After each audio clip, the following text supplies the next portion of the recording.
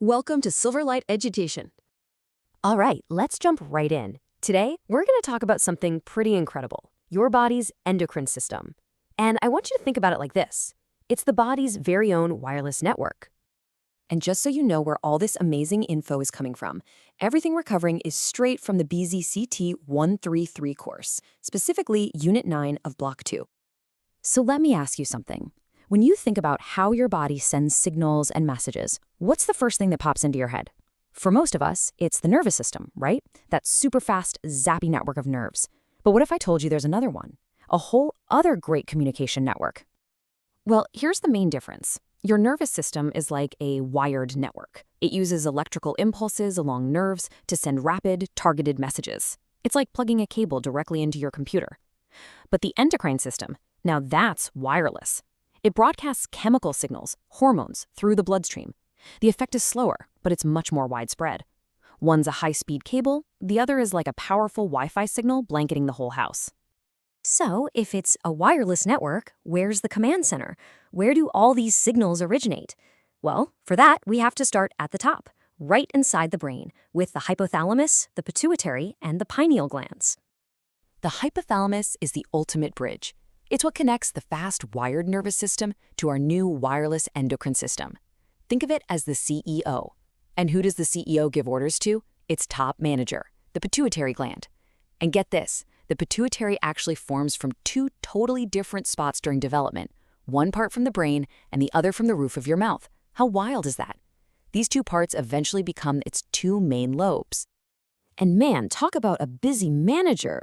Just look at the to-do list for the front lobe of the pituitary. It's constantly sending out these little hormone memos all over the body, telling the thyroid to get to work, managing your growth, kicking your adrenal glands into gear, and even regulating reproduction. You can see why they call the master gland, right? Also in our command center is the pineal gland. Its main gig? It's your body's official timekeeper. It's in charge of your circadian rhythm. You know, that internal biological clock that runs on a 24-hour cycle.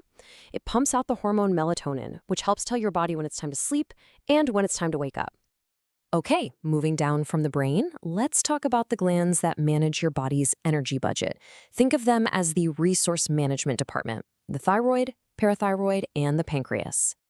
The thyroid, which sits right in your neck, is kind of like the thermostat for your entire body. It pulls an iodide from your blood to cook up these powerful hormones, which then go out and set the speed for how fast your cells burn energy. It basically controls your whole metabolism. Now, this is where it gets really clever.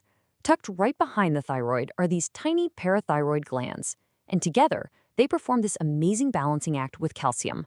It's like a biological seesaw. Parathormone from the parathyroids raises blood calcium, and calcitonin from the thyroid lowers it. They're perfect opposites, what we call antagonists, working in harmony to keep your calcium levels just right. And we see that same kind of balancing act with the pancreas. But this time, it's all about blood sugar. You've got one set of cells that releases glucagon to bring your blood sugar up when it's low, and another set of cells releases insulin to bring it back down when it's high. It's another beautiful example of that hormonal push and pull that keeps you stable. So, we've covered the day-to-day management. But what happens when things get intense? When there's a crisis? Well, let's meet the body's emergency response team, the adrenal glands. You know what I'm talking about. When a crisis hits, these glands are famous for that immediate high-stakes response. And just like the pituitary, the adrenal gland is really two glands in one. The inner part, the medulla, handles that short-term fight-or-flight crisis by pumping out adrenaline. But the outer layer, the cortex, is all about long-term stress management, releasing hormones like cortisol to manage metabolism and balance your body's salt and water over time. Okay, for our final group of glands, let's look at the ones with a dual role. Not just creating the next generation, but also shaping our physical development. We're talking about the gonads. It's pretty crucial stuff. In the testes, you've got specialized cells churning out androgens, like testosterone, which drives sperm production and male characteristics. And in the ovaries, it's a similar story, with different structures producing estrogens and progesterone to orchestrate the menstrual cycle, help maintain a pregnancy, and shape female characteristics. But here's the thing, this incredibly elegant system, it's not just a human thing, not by a long shot. Let's zoom out for a second and see just how ancient and universal this control system really is. The basic blueprint is found across all vertebrates, but with some really cool evolutionary tweaks. In fish, the gland tissues are kind of scattered around. Amphibians were the first to evolve parathyroid glands. In reptiles, hormones actually control when they shed their skin. And in birds, a superactive thyroid powers the crazy high metabolism they need for flight. It's a perfect picture of evolution in action. And just when you think you've got it all sorted out, the wired system versus the wireless one, science throws us a real curveball. Get this. Scientists have found around 40 different molecules that act as both hormones and neurotransmitters. So that clean, clear line between our two communication networks, it's way blurrier than we ever imagined. Which brings us to a final and really critical question. We've seen how this wireless network maintains this delicate balance, this homeostasis. So what happens when this wireless network gets its signals crossed?